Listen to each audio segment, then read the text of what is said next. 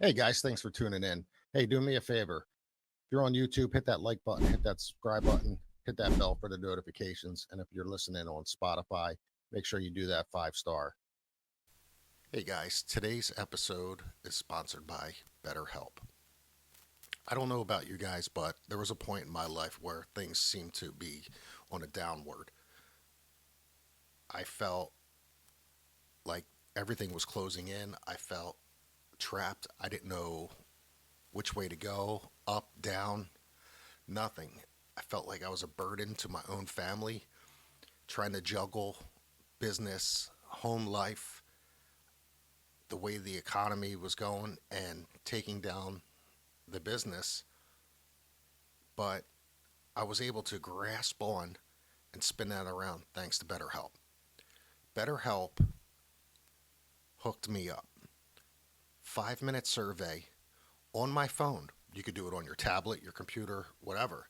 In 5 minutes, they had me hooked up with a licensed therapist. And I'm telling you, take the 5 minute survey, and usually within 48 hours, it will have you connected with a licensed therapist. And here's the cool thing about BetterHelp: if you're not happy with the therapist that you have, you could switch at no charge whatsoever. So I'm telling you, check it out. BetterHelp.com/everydaybs, and using our special code will get you 10% off your first month of therapy. So don't be afraid. It's not a stigma anymore. It's the best thing to help you mentally. So grab a hold of that mental health.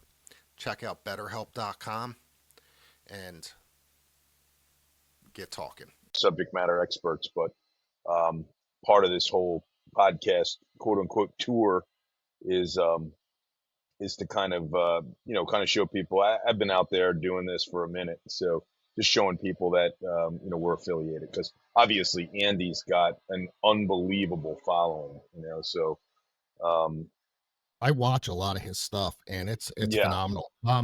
Honestly, the I sat down and watched the 2 part episode with him and Sean Ryan. And I love Sean, and Yeah.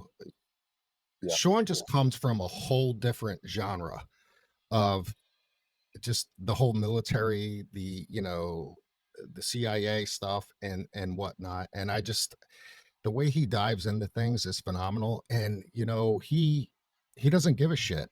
He does not give a shit, and he wants the truth, man. He just wants the Yeah. knowledge and the truth that's out there, brother. You know, um, there's another pod, Andy's Lex Friedman. I don't know if you've had a chance to listen to that entire thing, but if you haven't, if you just go to the last 4 minutes of it, that's Andy. Um, he's kind of asked, "What's the meaning of life?" And he, without hesitation, self-respect.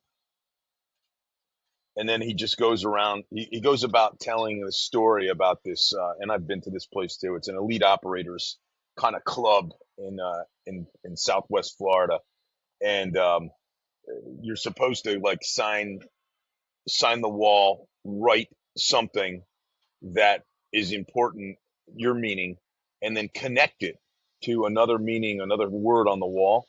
And there's so many lines to self-respect that it everything else is blurred out. So when you think about that, these are the best and finest we have in the world, doing God's work, and all of them, without self-respect, you're really nothing. Pretty cool. That's awesome, man. And I've seen a few of your other podcasts with some other people as Hmm. well. And you know, let let me ask you this. I want to go right into this, if that's okay with you, brother. Yeah, Who is Jim DiOrio? Where are you from? Where'd you grow up? yeah, sure. Yeah, it's pretty basic story, man. Pretty grounded story, because my parents were grounded. But I grew up as a young man, as a child in Newark, New Jersey. My dad was a fireman there, so he was a career public servant, terrific guy. My siblings were older. My sister's 12 years older. My brother's 10 years older. But I always had that sense of service. It was important to me. the servant leadership was kind of instilled through my dad and mom both. My father was all about doing for others. That was what made him tick. And I really didn't learn that until I knew it, but I didn't learn it until his wake. He died young. He was 66 years old when he passed. And the people that approached me at his wake to tell me stories about what my dad had done for them, nothing he talked about. Humility was important to my dad. He was a man of God. He was a Catholic, but he was a believer. And I know that now, being a believer myself. Um, the one example that stands out to me as a younger guy, I was 31 when I lost him, which is my son's age right now.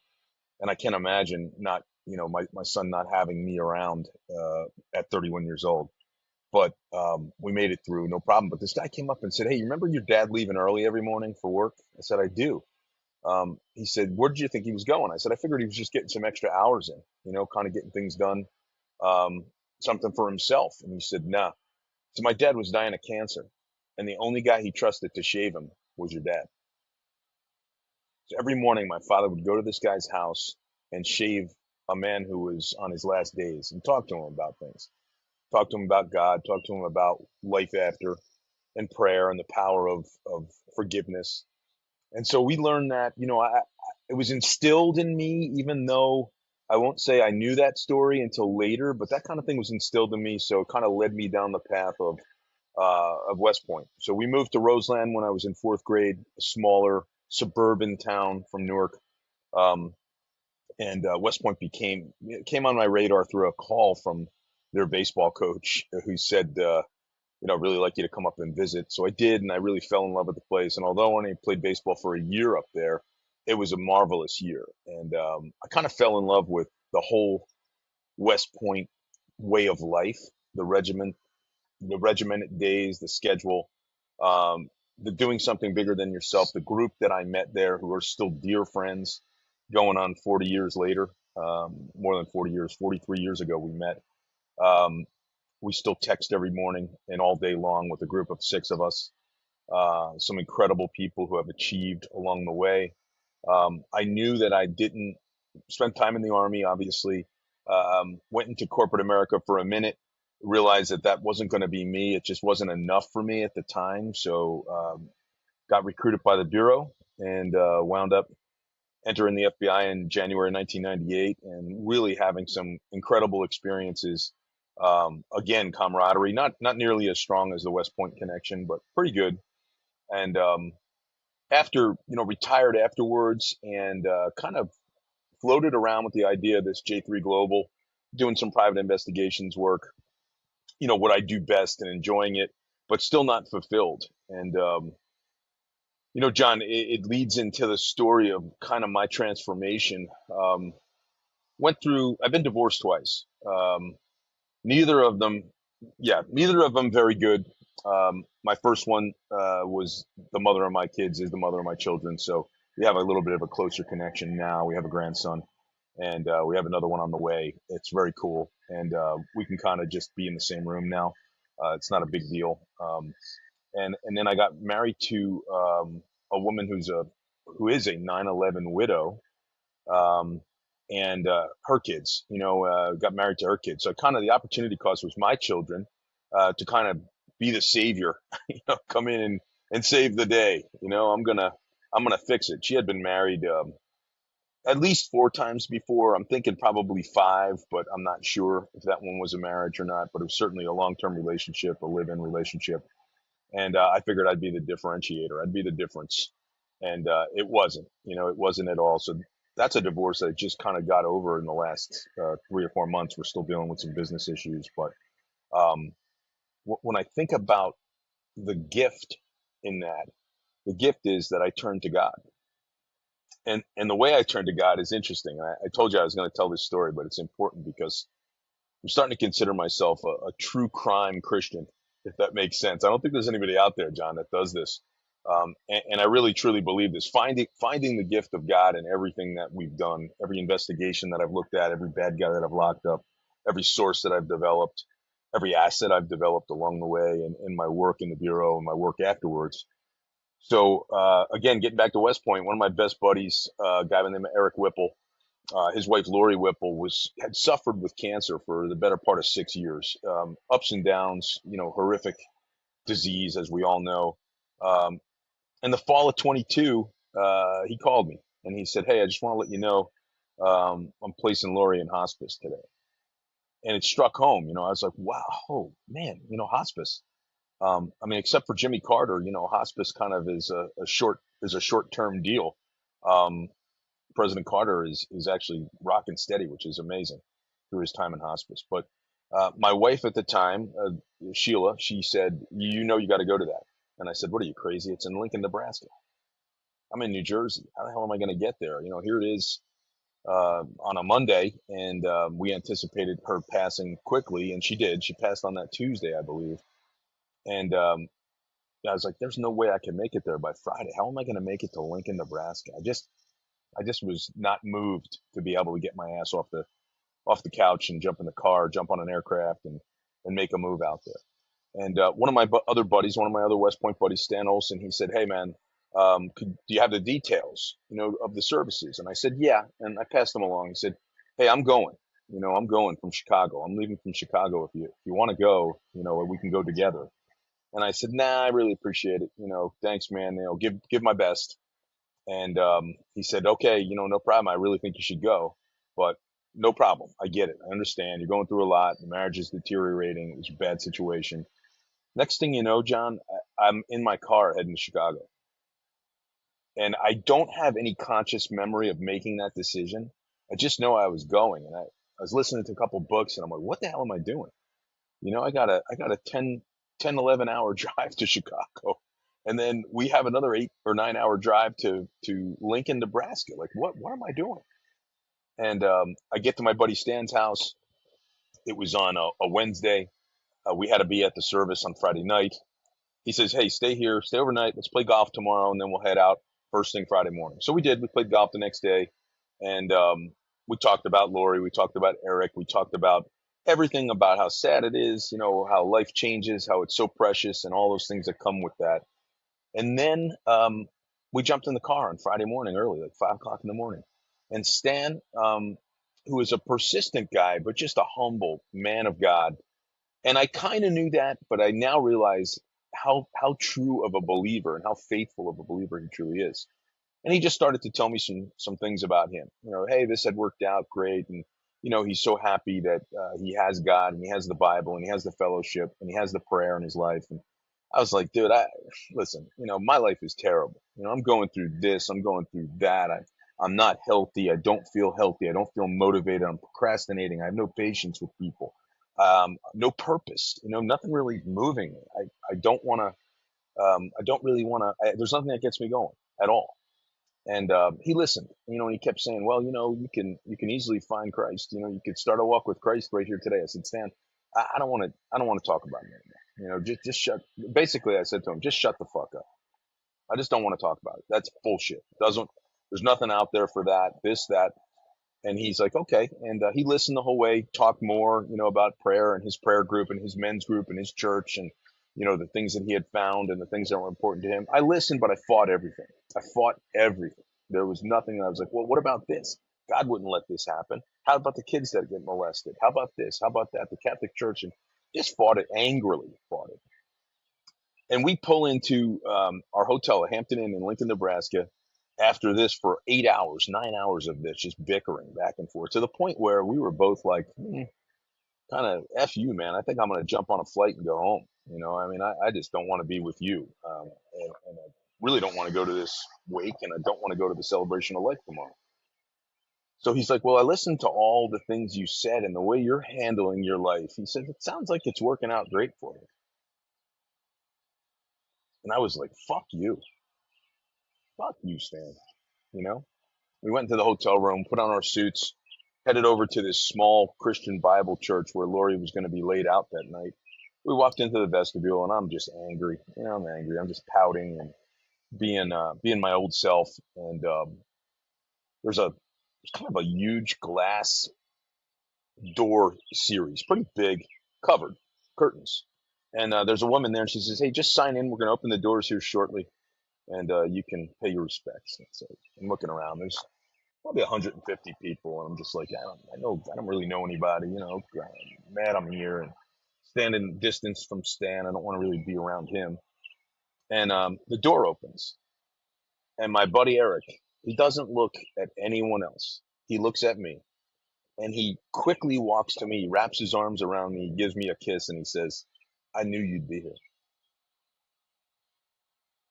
And I said, "Wait a minute." And I felt a rush, literally a rush, in my chest. The Holy Spirit, kind of entered. And I thought to myself, who the hell am I? Who am I? This man just lost his wife, the love of his life. So we had a great night. There was about 15 or 20 classmates that came in from all over, and we went to dinner and we told stories. And Eric had a chance to kind of tell his testimony and the things that his trials and his tribulations over the last 6 years, and talking about Lori, and it was great. He says, "Yeah, tomorrow I'm going to eulogize my wife. I'm really nervous about it." And we were like, "You're going to do fine, Eric. You're a great speaker." And next day we went to this celebration of life, and I had never been to that. I was traditional Catholic: stand up, sit down, fight, fight, fight. Right? Um, you know, pray for the person when you're in church, walk into the parking lot and have a fight. So that's what I was used to, kind of. And I walk in, and here's Eric. He gets up, and for 45 minutes he talks about Lori, and it was incredible. Just poised, funny, humble, uh, spiritual, faithful, ever faithful guy. And Stan leans over to me. He goes, "That's what I want for you. See, that's what I want for you. That's the peace I want." And I said, "Okay, I'm listening." And now they start putting up her Bible and her prayer journal, and they put up quotes from this. And Eric pointed out in his eulogy, he said, "This is the last thing Lori wrote before she slipped into, unconsciousness, before she passed. The last thing this woman wrote," and she was an amazing person. Last thing she wrote was, "Thank you, God, for always showing up." How do you figure that, man? For always showing up. This woman had just died of cancer for 6 years. And thank you, God, for always showing up. And I said, this is for me. The whole ride from Lincoln back to Chicago, cloud nine, just talking to Stan, how do I do this? And what do I do? And that was in November of 2022. Here we are closing in on more than a year and a half later. And I am just filled with that spirit. I'm filled. It's guided my life, and it's so much so that I have God's favor in the business. I have God's favor in all that I do. I'm recovered from almost near heart failure. I've got. Uh, I'm in great shape again. I'm hooked in with Everyday Spy Andrew Bustamante, who's been a he and his staff have been literally God winks. They're God sense, and I really just feel just amazing, And I so appreciate you having me on here, because I just want to say to your audience, if you and I, John, today we help one person realize that life is valuable in every way, and that God has a plan for us. God has a plan for us, not a plan to harm, but a plan to prosper. For hope and a future. It's Jeremiah 29:11, one of my favorite Bible verse, and I'm not afraid to talk about that. A lot of guys that did what I did, FBI, tough guy, tough Army guy, and West Pointer, we don't need that stuff. That's bullshit. You do need it, and you need to realize it and recognize it in yourself. So much so that just the peace that I've found has led to being able to give peace of mind to my clients. Kind of I call it, Andy and I are calling it Christian true crime. Like, I'll tell you a story about how I took down a huge, this or a huge that, interrogated somebody, whatever. But it all comes back to that life is valuable for everyone, and how I treated those people at that time. I probably arrested 500 people during my career, through different various ways, or investigated that many, and corruption, and organized crime, and drugs, and bank robberies, and financial fraud, and complex financial fraud, and healthcare fraud. But there was only one guy that didn't shake my hand and say thank you so much for being a professional, and that one bothered me. Every other one was like, "Thank you for helping me turn my life around. Thank you for giving me hope." And I didn't even know at the time that I was doing God's work. I just thought I was doing great FBI work, right? So, long explanation. That's kind of who Jim DiOrio is, sitting in front of you today. and it's been a long trial, but our trials lead to our testimony, and our testimony allows us to minister to other people, and that's kind of what I'm here for. That's fantastic. We're not perfect. And we hit those obstacles. We hit those ups and downs. We have to, do our best. You Are you still Catholic to this day, or did you convert to Christianity? I wouldn't say there's any formal conversion, but I find myself more attracted to the Bible-based churches. I haven't found a home yet. I've gone to a couple. I haven't found a home yet, but I sure feel at home here. Every morning is now filled with some Bible. And I've never read the Bible before. I thought it was just a missalette. I thought you just looked at that reading, and as soon as you went to church, you go, "Oh, damn, the gospel's long today. It's going to be an extra 5 minutes." Read the Bible. I pray a lot, pray differently. I pray like I'm talking to my dad, because that's kind of how I pray. And I ask his advice on everything before I go forward on anything. And then the fellowship is important, finding that fellowship. And it's amazing how many faithful guys and girls are out there. Yeah, Well, pretty cool. as yourself, like yourself, I grew up a Catholic. I grew up, I did CCD catechism classes at St. Helena's, and I grew up in Philadelphia. Hmm. um Mom, at the time, mom could only afford for one of us to go to school, to Catholic school, so she sent my sister. She was a few years younger than me.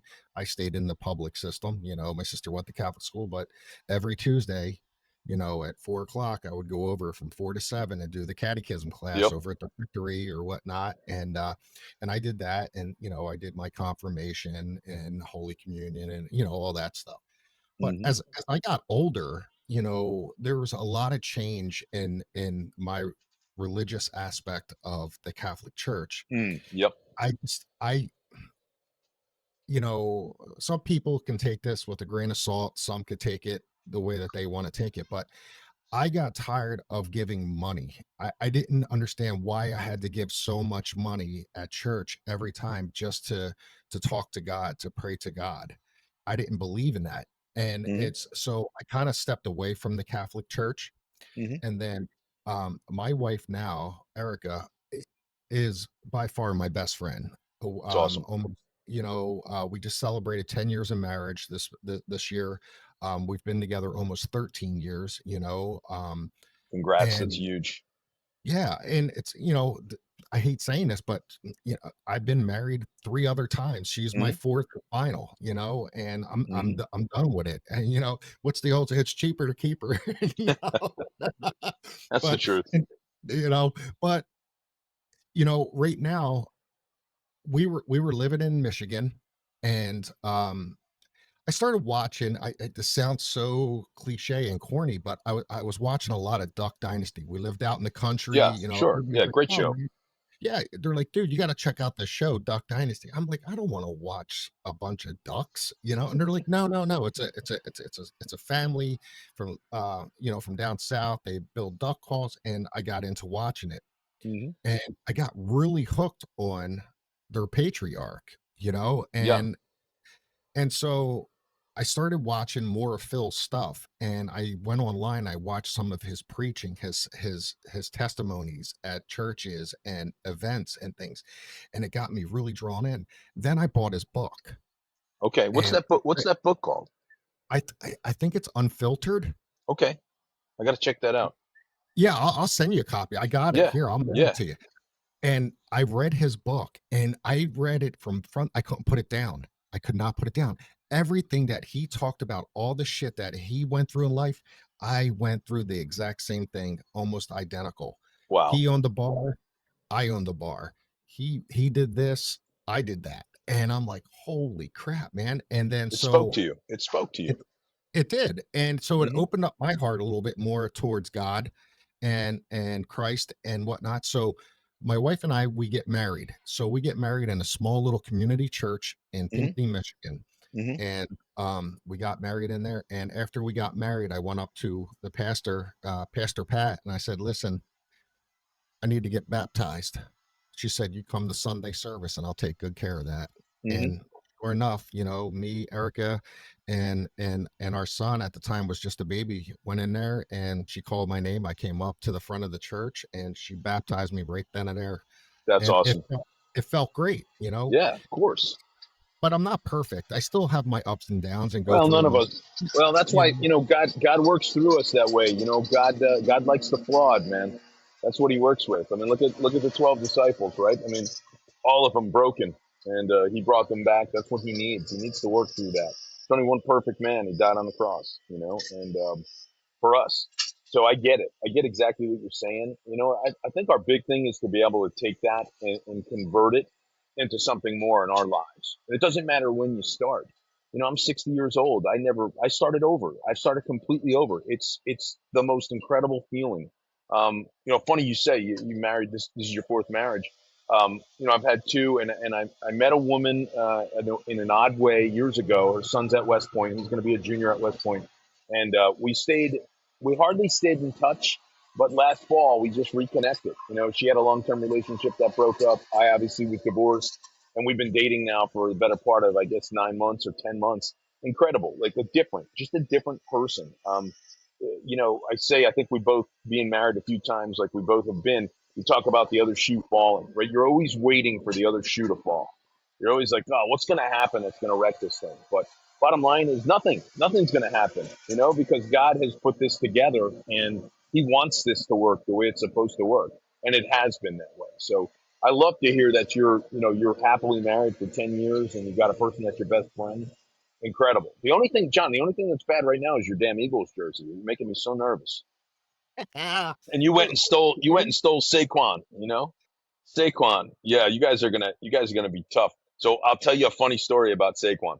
So we for 2 years after retirement, I did Maxim Magazine Super Bowl party. So I was the head of security for that, and it was really interesting.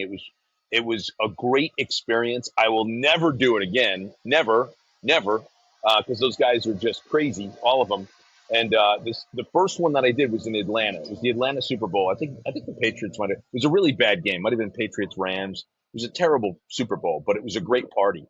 And the second one I did was even better. Was in Miami, and it was at the Miami Seaquarium. It has the oldest living orca that just swims in circles, in a small pool, which I hate. But anyway, so I see Saquon again at this one, and I had done some work for him in between, kind of helped him out with a few issues.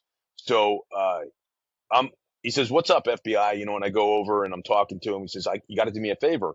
I said, "What's up?" He goes, "Can you get my sister in?"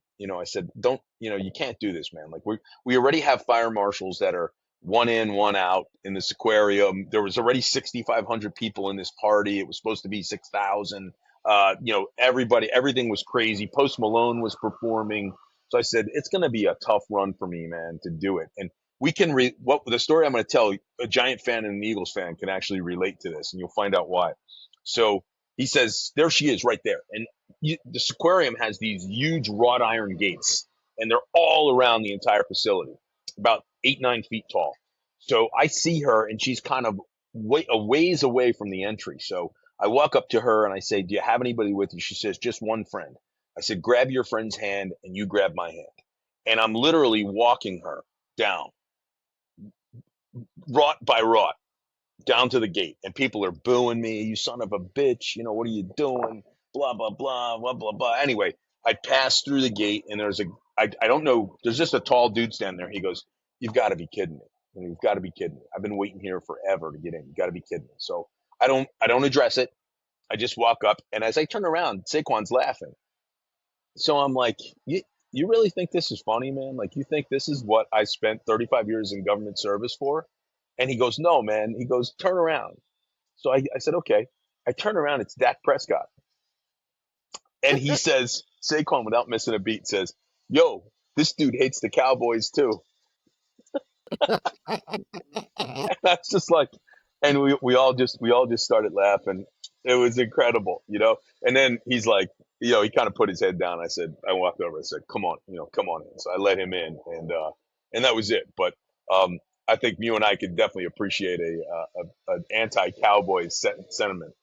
Hey guys, if you can't get up in the morning and you need a pick me up, I'm telling you now, Blackout Coffee, the coffee for America's warriors. That's right, America's warriors. It's the Be Awake, Don't Be Woke coffee. Tons of flavors, great taste, amazing coffee.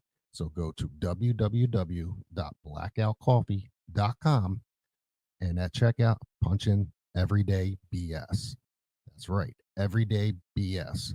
So get yourself some. I funny story. To this day, what we were talking about earlier and cancer and stuff. My stepfather Joe passed away when I was 13. I outlived his age. Joe Hmm. was only 30 something years old when he passed away. Oh wow, that's awful. Yeah. And but my fondest memories are just, jumping in the car, meeting up with my uncles and stuff like that, and shooting to the vet and tailgating in the parking lot. To this day, it's clear as day. 10 years old, my first football game with my stepdad at the vet, tailgating in the parking lot, Eagles versus Cowboys. Eagles kicked the shit out of the Cowboys. I think it was like 30-7. And it was just such a great game. It's Great something that memory. it is, and it'll never go away. And it's just Never. like, it's just to this day, I'll never root for a cowboy. I get it, man. And the old vet was fabulous. I mean, we played, obviously Army Navy was played there multiple times. Now they've gone on this circuit where they don't really get back to, the link now. I think it's still 4 more years away before they'll get back there. I think we got DC, then we got Baltimore, then we got MetLife, then it gets back to Philly. We had it in Foxborough last year, which was really good. Foxborough did a great job. Nobody does it like Philly does it. Nobody has the respect level, the desire, the appreciation for that game like Philly people. They just love having it there. Do you remember like that whole section of South Philly was fantastic back in the JFK, Yep. the vet, Yep. the spec. Oh my God, man. Incredible, incredible, and it's got a good feel still with Wells Fargo, and then you got I don't even know what Phillies is called now, Citizens Bank Stadium, and then obviously the Link is an exceptional stadium. It's still I love having it. I love when it's in Philly. It's just a different good at home feel, for the game. It was fantastic, that movie, Invincible with Mark Wahlberg, the Vince Yes, Kelly story. When yes, the computer generated that stadium, the vet stadium for that movie, man, dude, I had my hair was standing up on my arms, and that's yeah. how I was like, holy shit, that was It was fantastic. incredible, man. Yeah, I mean it's just a great Philly's a great place to have that game. It's a exceptional place to have that game. But yeah, man. So like what I'm kind of doing now that kind of builds off who I was is in an interesting God wink as well.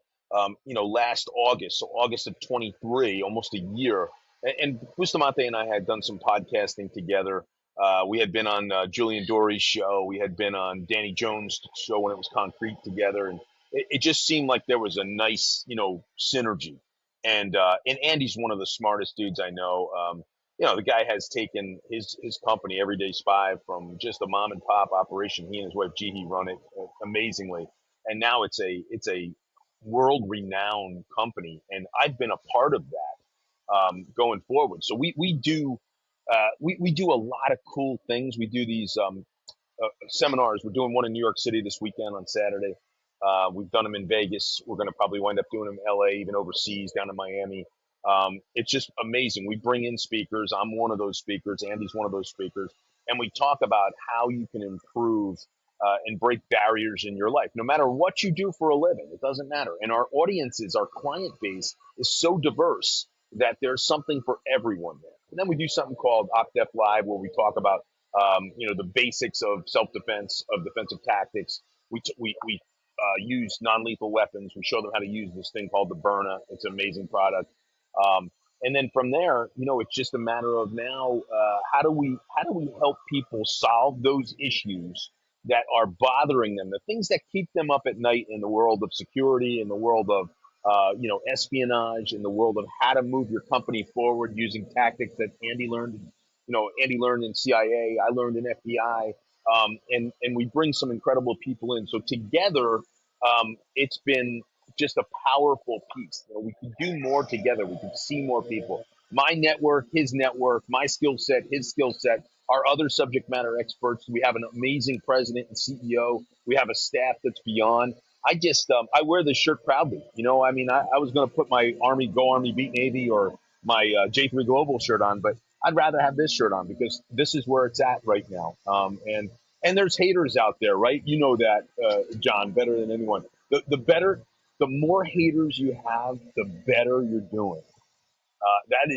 I've learned that lesson. I used to get all pissed off. Oh, look, this guy, I used to be friends with him in the FBI, but they can't do what we can do, and it burns their ass. And I love it. I love it. It's funny. It's funny you say that, Jim, because I have a shirt in my merch that I Yeah. use through a company called Printify, Hmm. and it's a "fuck the haters, keep on grinding." That's it, man. You got to You just keep it know, down. and Yep. exactly. Your Let best me ask you this: revenge, John, your best revenge is what? Success. success. That's it, baby. That is it, brother.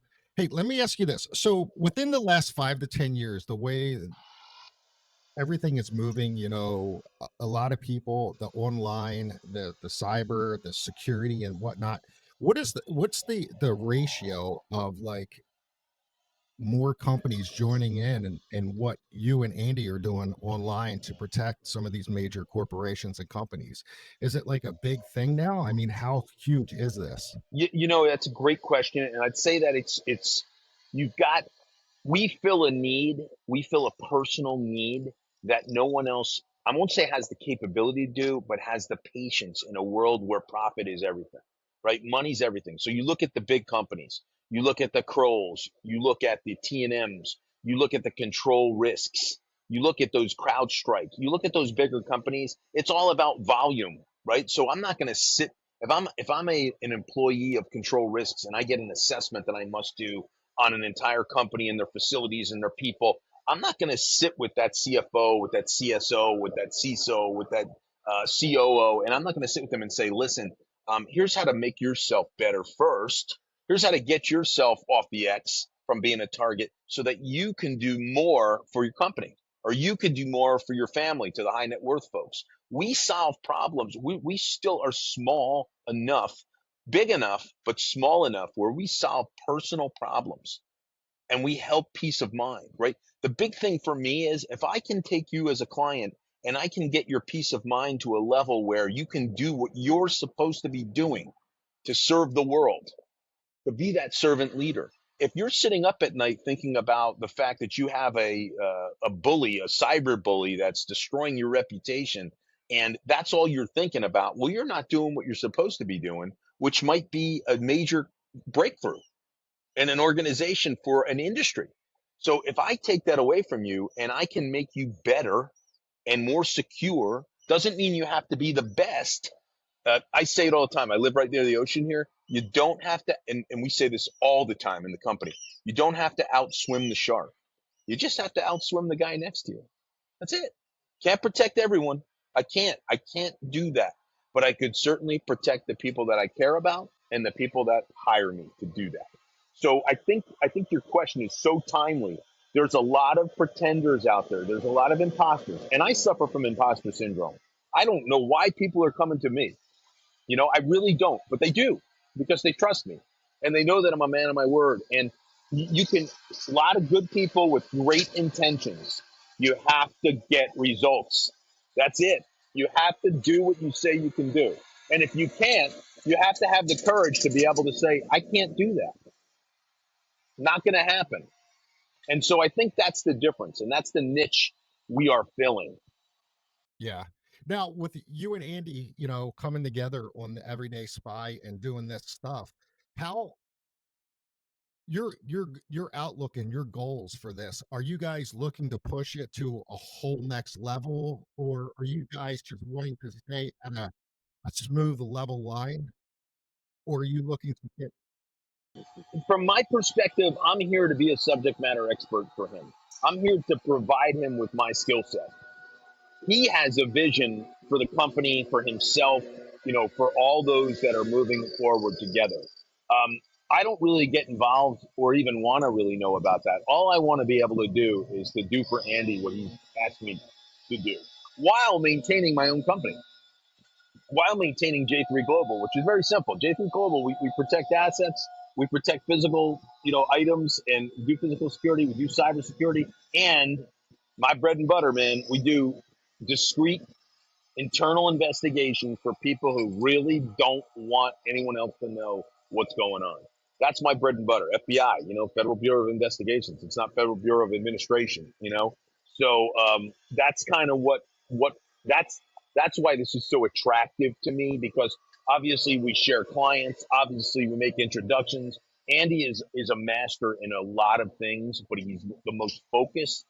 He's the smartest guy I ever met. And I'll give an example. We were doing this defensive driving class in Florida, and we had one client. It was a high net worth client that wanted to learn a little bit more about that, wanted to learn a little bit more about weapons and those things. So the instructor, who's been doing this for huge number of years, gets up and starts to talk about some of the engineering that goes into specific cars, and why when you turn this way and you brake and you don't accelerate. And the guy, to me, I was just like, oh, this guy knows what he's talking about. Andy was like, can I say a couple things? Gets up there and just raps out about this, the struts and the steering, the suspension in a car, and how the brakes and the weight and how big the car is, what the tires look like, what the road surface looks like. And I'm like, I said to him, dude, that's amazing. How long, how much time did you spend in cars? He goes, oh no, that's just, he didn't say that, but I know it was just him. He knows a lot about a lot. He knows a lot about a lot. And and he's he's a lot younger than me. He's 16 years younger than me, but he brings it to a level that's different for me. He brings the purpose and the desire to want to get back in the game to a different level for me. So I think you will see, and you see him, man. He's the fuel to your foot, match. definitely. He's the footprint. He's the footprint of this wave of getting people to break barriers in their lives, to do better, to do more. So I think you're going to see it go really big. But for right now, we're lining it up step by step. It's great. That's fantastic. Because, like I said, I've watched a bunch of things with Andy online and different videos, and just the knowledge and just his camaraderie, just the way that he is just, it's amazing. And, he's so down to earth, but yet he's got such a knowledge and a grasp on everything in his sights. He knows exactly what's going on. Won't put it past me, some type of Terminator, man. He's got that little thing in his eye and he's looking at everything in front of him, and he's already got what's going on there, and there. Absolutely, man. Yeah. I think it's fantastic that you and him have come together and we're able to do this bond and lock up like the way you guys are doing and pushing forward, and not only making companies better, but making the world a better place, And it's across the board. You say that, we have another buddy of ours who's an unbelievable person, Alex Van Houten, and he runs his own company, which is a health and fitness company, but he's different. And I can tell you, I started training with Alex about a year ago. I didn't take it seriously for the first 6 months. The last 3 months, I've been taking it extremely seriously. And Alex saved my life because of his ability to see for each person. Like I was talking about, what we do is we look at that person and what they need in order to break barriers in their life, no matter what it's like. And Alex's thing is, be you, but just a little bit better, just 1% better every day. And he lives that life. Another man that walks with Christ is an amazing person, and who just changes lives every day. He literally saved my life, Alex Van Houten. Incredible guy, So when we look at the people that Andy's bringing together, it's all those same types of people: strong purpose, strong faith, and competent, intentionally result driven. Intentionally result driven. Yeah, we have great intentions, but we also provide results. So it's good stuff. Jim, let's dive back a little bit on you. Let's go back to a little bit of West Point and your Army time. Now, lately I've been on this. I tend to find myself more now talking more with veterans and military, and I feel more comfortable in that sense. Being former Army myself. You, how many years at West Point did you do? So I did a year of prep school. West Point has their own prep school. A lot of people don't know that, as does the Air Force, as does the Naval Academy. So I did a year at prep school. I was a young high school senior. I turned 17 halfway through my high school senior year. So I did an extra year prep school, which was amazing. and it gave me 300 dudes and girls to go into West Point with that next year. 4 years at West Point, so I graduated in 1986. Thank God for that. Thank God for the prep school year, because I'm just so happy to be part of this class of 1986, which is probably, I would say, in the last 100 years, the most incredibly relevant, most incredibly successful on all levels of any class that's come out of that place. And people will tell you that from other classes. We get a lot of questions like, hey, how does 86 do it? Like, what's the secret? What's the recipe? And what I say is, because we honestly love each other. The egos are left at the door. And we've got guys that could be, I mean, we had, my Beast Barracks roommate, which is the first 8 weeks of West Point, and squad mate is Mike Pompeo. So, Mike, I think he's achieved, and I think he will continue to achieve, if you know what I mean. Mark Esper, is Secretary of Defense in my class. Steve Cannon, the CEO of Mercedes-Benz. Tony Guzzi, CEO of MCOR. Joe DePinto, CEO of 7-Eleven. These are all buddies that I walk with every day, that I'm online with every day, that I'm talking to every day. Guys like Terry Finley, who won the Breeders' Cup and the Kentucky Derby. Along the way, overcame an incredible stuttering problem to be able to do that because he couldn't work for anybody else. So he went ahead and worked for himself, and he's risen to levels beyond. And then the guys like me and Stan Olson and Shane Downey and our heart and soul of our class is a guy by the name of Johnny McHugh. And John McHugh was my childhood friend. We grew up right down the street from each other, and became fast friends in 4th, 5th grade, and stayed that way. And we both wound up getting into the class of 1986 at West Point. It's wild, man. It's crazy. And we went there, and our families were tight. And John and I had, we served together a couple different times, not just in, interestingly enough, less in the Army, more when I was in the FBI and he stayed in. And John was killed by a suicide bomber on May 18, 2010, leaving 5 kids behind. And the reason I say he's the heart and soul of the class, the most humble, noble, incredible man I've ever known in my life, next to my dad. And he went for a tour, 2-week tour over to Afghanistan in order to transition one battalion to another. So I think it was, I want to say it was 10th Mountain, or the 101st Airborne transitioning to 10th Mountain Division. And almost immediately upon his entry into country, they got into an armored bus, and 18 of them were killed by a suicide bomb. So when you think about that, we didn't know what to do, right? So we kind of rallied as a class, and this is the beauty of this class. We rallied as a class and said, okay, he's got 5 kids. We don't really know what Connie, his widow's plan is. We don't know if they have money saved or GI Bill is going to step in. We weren't sure. Not much life insurance because just the way it is. You understand that. And so we said, what can we do? So what does every good American, serviceman do? We have a golf tournament, right? We're going to have a golf tournament. So we raised, I think in the first 4 years after John passed, or 3 years, we raised about $180,000, which helped out Michael, the oldest, who's now, by the way, a Delta Airlines pilot. We helped him out a little bit with schooling. He was in the Army too. We helped Kelly, their second, with a little bit of college. And then Steve Cannon and Tony Guzzi and Joe DePinto called me on my birthday. I think it had to be my 51st birthday. No, I'm sorry. It was my 50th, around my 50th birthday. They called to say, hey man, you mind if we take this a little bigger? We think we could help a lot of people. And I said, no, of course not. And I was honored that they were calling me, because they knew I'm kind of the conscience of the organization, because I'm so tight with the McHugh family. And still my best friend, Jimmy McHugh, Frank McHugh, the brothers. And anyway, I said, sure. And our first event was in Houston, Texas. I'll never forget it. It was in April, I think, of 2015. And we were like, man, we're going to raise some money. We were hoping to do $100,000. And we raised 1.4 million that night. Holy 1.4 million. We have not looked back since. In 10 years. We just had our 10-year anniversary. So it had to be 2014. 10-year anniversary. We've raised $45 million. We have paid for almost every single surviving child on the war on terror's college education, or their vocation, or just their need, to include John's 5, which David is an 18-year-old. The youngest is 18 now.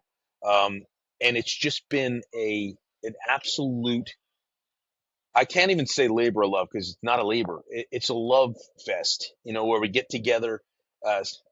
3-4 extra times a year than most classes do. We stay in touch. We help soldiers. We help families, Gold Star families. That's that Amazing, that's you what I'm know. talking about. Mm. That's the camaraderie, the love, the passion, there's no matter what, it's a brotherhood, a bond that can never ever be broken or torn apart, man. That is exactly it. And when there's someone in need, I was in need last year, going through a horrific divorce that was filled with emotion and filled with just a lot of anger, on both sides. They rallied for me without question, and not just my classmates, but their spouses and their family, and just included me in things, to help myself and my children realize that, we are worth that. People are worth that. Gold Star families are worth that time to say, I recognize the sacrifice that your parent, your son or daughter, your nephew or niece, your son in law or daughter in law, brother or sister, I recognize that sacrifice. And I want to honor them by doing the only thing we can, which is giving back through education and allowing them. It was important to John, faith and education. I interestingly enough, I had a 35-day tour of America last August. I left my house right where I'm sitting here on August 25th of 2023. I returned on September 26th, 2023, and I just drove around the country, stopping to see people. And one of the stops I made was to Connie McHugh, John's widow, in Chancellor, Alabama, and where they planned to retire, and they built a nice little house there. And John was a pilot; he was an aviator, and I got a chance to be with the family, for a day. Powerful, and we talked. I walked in, and everybody was there, and they looked at me and they said, "All right, I think you have some news to tell us." And I was like, "What are you talking about?" And then I said, "Yeah, I'm walking with Christ now." And it was a celebration, literally. And we just had a celebration talking about John, his faith. And there was an actual, Bible. John's Bible was there, and Connie brought it out to show to me. And inside cover of that Bible was his way of living life, and it was very simple, and it struck a chord. Now, I have to be honest with you. A year before that, if I would have saw that, I would have been like, Jesus freaks, Jesus freaks. This is brutal. I didn't come here for this. I probably wouldn't have been on the trip anyway, quite frankly. But I just read that, and I took such solace in it, knowing that my friend, the man that I knew and loved and was friendly, and we did all kinds of stupid, crazy things when we were at West Point together, but knowing what kind of person that guy was. So I think that's, to me, that's what also just bonds the class together, to say we have a purpose. When I kind of brought that up on a Johnny Mac Soldiers Fund board call. We're all on the board of directors, so most of the board of directors is our classmates. And when I brought that up, everybody on the side hit me up and said, "Can you send me a copy of that? I want to see that." Can you imagine? These are successful dudes who I want to see that. I want to live my life that way. Everything for God, for God's glory. And we've had so many God winks, so many signs of things. Um, I'll Man, man, I'm feeling so much energy from you oh, just dude, through everything, dude. It's freaking awesome, man, John, and I I get love so that. pumped, man. So that's another thing you got to add. I want to tell everybody, John's doing my tattoo design, and it's meaningful. So that's another thing I want to kind of bring up, the McHugh thing, but we'll talk more about that. But the one sign that stands out with me. So Jim McHugh, his oldest brother, and I every year we play in a member guest golf tournament together. And the first year we played, and the funny thing is, John hated golf because he wasn't good at it. The only thing he wasn't good at. And so first year, probably the first 9 holes we played, 2 or 3 times, the caddy would say, "Hey, what's up? What do we have from here?" And it would either be 186 or 86 yards. So 86 our class year. So we're looking at each other, and after the third time, we're like, let's pay attention. Well, by the third or fourth year we played together, we had the same caddies. The caddies they'd go and they'd take the distance, and they'd go 86, 186.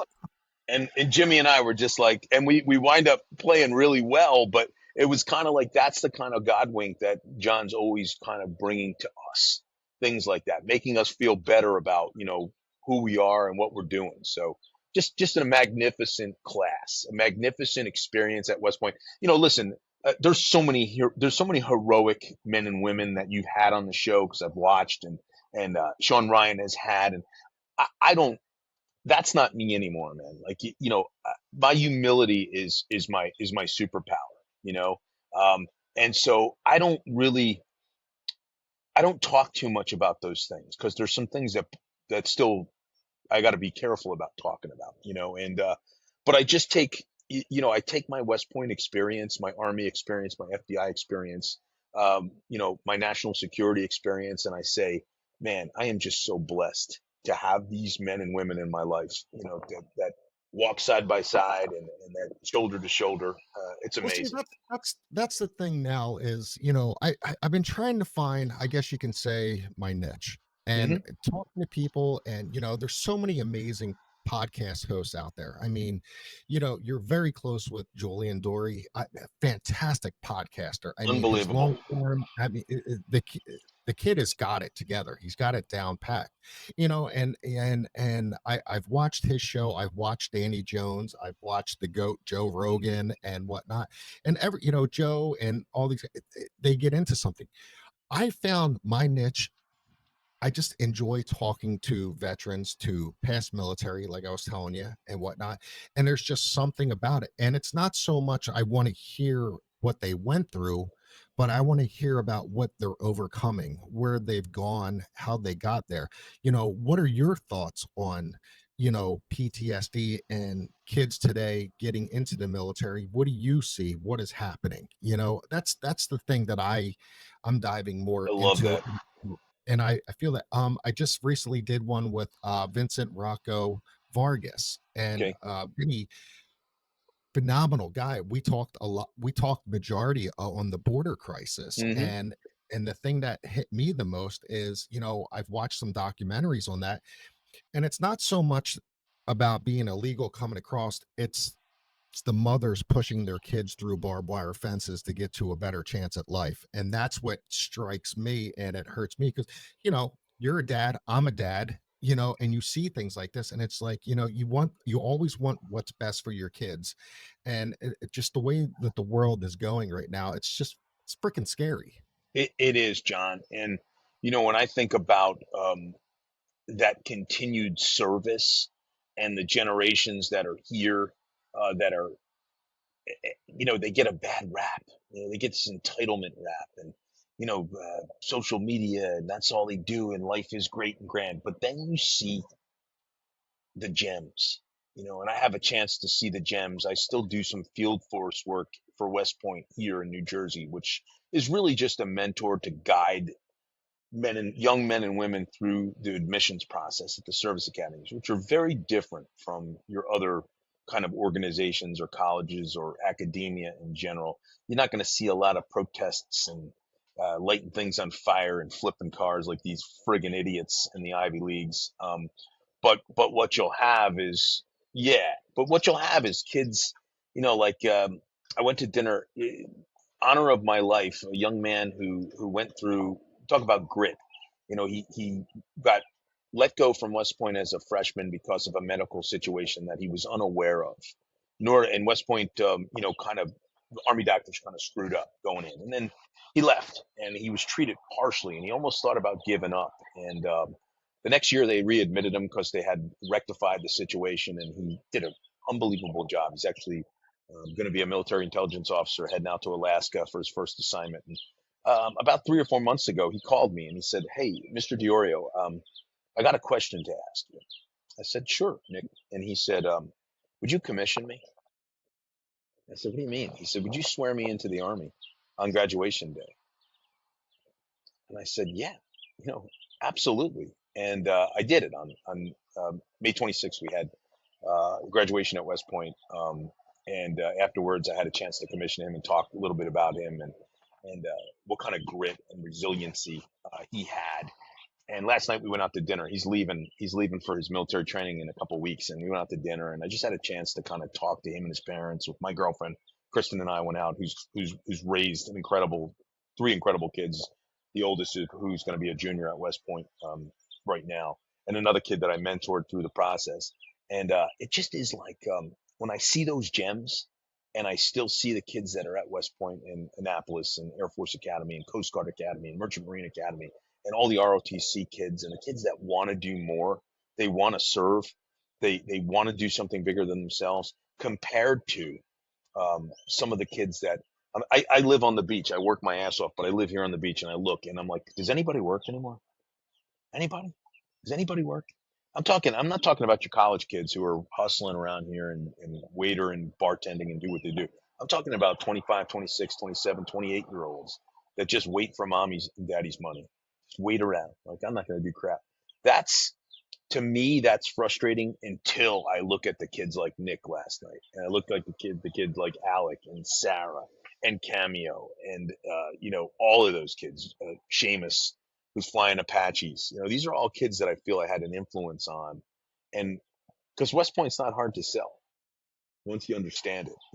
So I think that's, my thoughts on who's still serving and who still believes in this country and what it's about, regardless of who's going to be in that White House. Does it matter really? I mean, it doesn't matter. It doesn't matter. It's funny you say that, because Vinny and I were just talking about this, and it was just people get so damn over frustrated with political I don't really do politics on the podcast. Why? I mean, I'm not here to piss off you. I'm here to talk about what I want to talk about. That's and right. Get your story out. That's That's right. That's what it's all about, man. It's just like, God, man, my mama says this sometimes. She's like, hey, get off the cross. Somebody else needs the wood. That's the truth. That is a great, man. That is a great line. And, I look around and I'm like, yeah, we just have to, we're still the greatest country in this world, in the world. Everybody wants to be here. That's why they're rushing in. I wish it would be a little bit more organized, a little bit more legal, but it's not.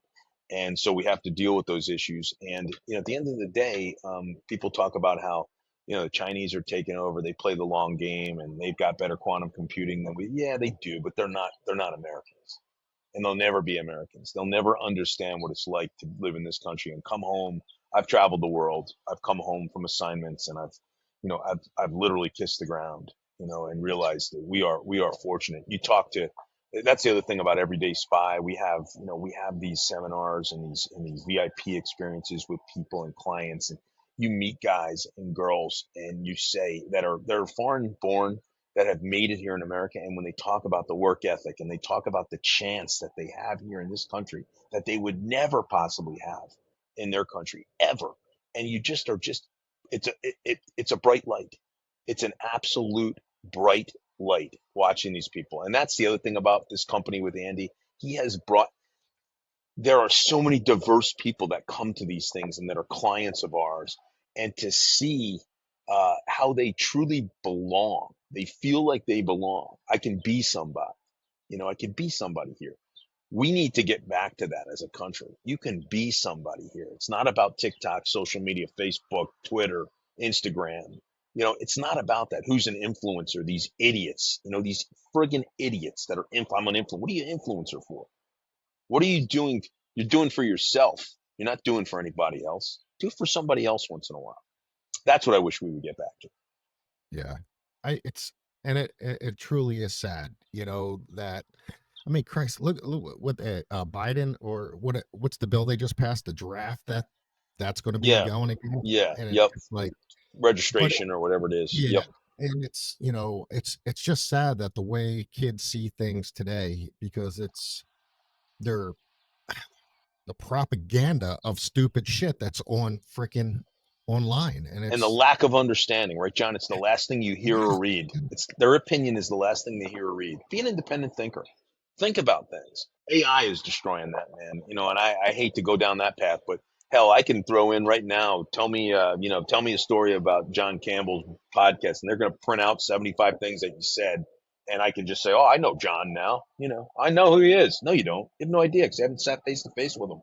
You haven't shook his hand. And because, even this, I hate doing it this way. I'm glad we did, because we wanted to get this done. And I'm going to come to the studio at some point. We're going to do another one. But my thing is, like, I want to be the things we miss in the first 5 minutes before we set up, in the last 5 minutes when we hang up. That's the important things me and you need to talk about, And I feel that way. and that's the whole thing too is, my wife got a little upset at me because I took over the spare bedroom and it's now my studio.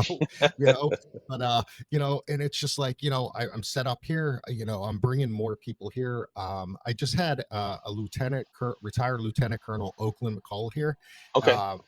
And he sat here face to face with me, and it was this man has done like 300 podcasts, and he talks about legacy, leaving your legacy, motivation, speaker, whatnot. He goes around the country and he talks.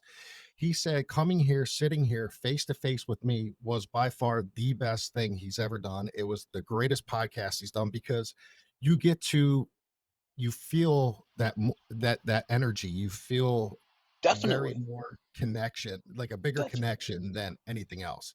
And you Without a and I doubt. have tried to do this. Yeah. How long we've been trying to get together on Quite this? quite a bit. You reached out, which I appreciated, and we've been trying to go at it, and we'll get to it in person. I get down that way, and I'm going to make sure I do, for sure. We will definitely do And this. it was funny because it was funny too because the day you called me and we spoke on the phone, I was taking my mom to a doctor's appointment, and from the doctor's appointment, she has a store at the Daytona Beach flea market where she Okay. sells like geodes and stuff like that. I was taking her to the rock store after the doctor. Yeah. You had called, and she's like, "I'm going to be real quiet in the car as you and I are talking." And she hits me up all the time. She's like, "Did you ever get a chance to talk to that FBI guy you talked to on the phone?" And I'm like, She, "Actually, I she's got that coming up, Mom." she's your agent. She's your Yeah, agent. You're, yeah. by proxy agent. But yeah, you just talked about the colonel that came on and talked about legacy, and I had like an eye opener. And this is the kinds of things that Bustamante does for you. He makes you really, without trying. And obviously he's CIA, right? So he knows how to do this stuff. I bust his chops about it all the time, and about Air Force Academy and everything else. And we always tell a joke. What do all West Pointers and Air Force Academy guys have in common? They all got into the Air Force Academy. And so, when I think about legacy, he brought this out. My thing was, he says, how do you want to be remembered? And I said something, I didn't even realize what he said, but he just jumped on it. He goes, dude, that is a nugget. That will help so many people. I said, really? And what it was simple.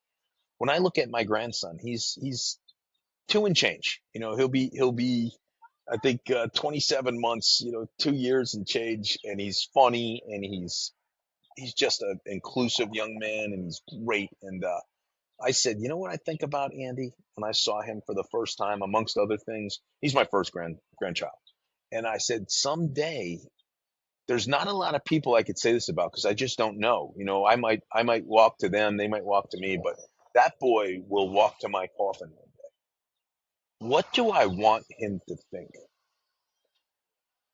If you can live that legacy that way, what do I want him to think of all the things that his poppy has been divorced twice and this and done this and supposedly done that, and, converted Christian? What is the legacy that I want him to say, that's my pop? That's how I live my life now. That's the purpose. That's the purpose. Not to please him, not to leave him a ton of money or a college education, but to leave him with, that's my pop. He was this. And that's what I've been working on. Oh my God. What you're saying right now is it touches me here because my grandfather I called Pop, and I would talk to him on the phone. I'm like, "Hey, Pop, what are you up to?" He's like, "Nah, nothing." I'm like, "I'm gonna come by and see you," and I would grab the L and I would run it down to where he was, and grab a hoagie on the way, and I get to the house and whatnot, man. And I'm like, "Hey, Pop, I got us an Italian." He's like, "All right, let's split this bad boy up," and but it just you saying Pop when my grandfather passed away, and I saw him laying there. I saw his legacy. I saw what he did, and I knew who he was. Everybody had their own little vision of who he was, if he was good or bad or whatnot. But I knew who he was, and I knew his legacy in my eyes. I love that, man. And that's what people need to think about. That's what they need to think about. Your pop, my grandson, my dad, our pop, that kind of thing. And just the things that I remember about him, or the things that are, and there was nothing left unsaid with my dad and I. He died very young. He died in the night. He left us in the middle of the night with a heart situation. And um, I think about him every day, and I think about what his purpose was that I didn't understand until now. Yeah. And It that is it it, it you know? it's it's crazy too because, I have 2 other children with an ex that I don't get to see or talk to, and then my 2 that are here, John, my namesake, he's the 4th, Okay. and my daughter, he so, as you know, I've been a tattoo artist for over 20 something years. Hmm. I did that for a long time, and I Hmm. recently closed my shop at the end of April this year. Just after COVID, things getting back open, and COVID killed us. I mean, it It really did. put a damper on us. And then the way the economy's going, and then you got Joe Schmoes opening tattoo studios up left and right. And it's hard, and our It shop was is. there for over 20 years. I owned it for 8, and I had a bunch of great guys. I tried to expand, things went downhill. So when my son found out that I'm closing the studio because it's just not generating the money. Now, he's 11 years old. I wake up one morning, Jim, sitting next to my coffee cup is a $5 bill with a note. It says, "Hey dad, thought maybe this $5 will help you keep the shop open." And Damn, it's just man. like, man, it's things like that, that open your eyes to your life in general. And I had to sit down with him, and I explained to him. I says, "Listen, bud," I said, "this is what's happening is that, all right, daddy's shop is closing, I says, but it's not the end of everything." I says, "You know what that is? That's the end of the chapter in this book, because daddy's got a new chapter now." I said, "And this chapter is going to be even better than the last chapter." That's And beautiful. it's tight now. Yeah, It is what of it is. course. Yep. I'm fighting with the podcast, keeping that going, making sure that I'm getting people on and putting out content and whatnot, and building. It's building little by little. I'm getting there, but Hmm. like they say, Rome wasn't built in a day, and you got to start from somewhere and work your way up. I've reached out to numerous people and got some great feedback and some assistance. Actually, Julian Dory, he spoke to me, and Alessi, he's super good He's kid, man. awesome. Yes, he is. He sent me a thing because I shot out to him because I know he does a lot of the producing and stuff, and I'm like, "Hey, listen, this is what I got. Do I need anything different?" And he touched base with me. He's like, "Man," he's like, "just work on your camera quality and you're good." That's awesome. Yeah, and yeah, I gotta intro you to Danny. You guys are close enough where you can get together and spend some time. You Yeah, know. Danny, I've watched his podcast and stuff, and he jumps all over too with his Oh content, which yeah, I love, man. So yeah, like, I'll be watching one episode on Egypt, and the next one, he's got UFOs and shit.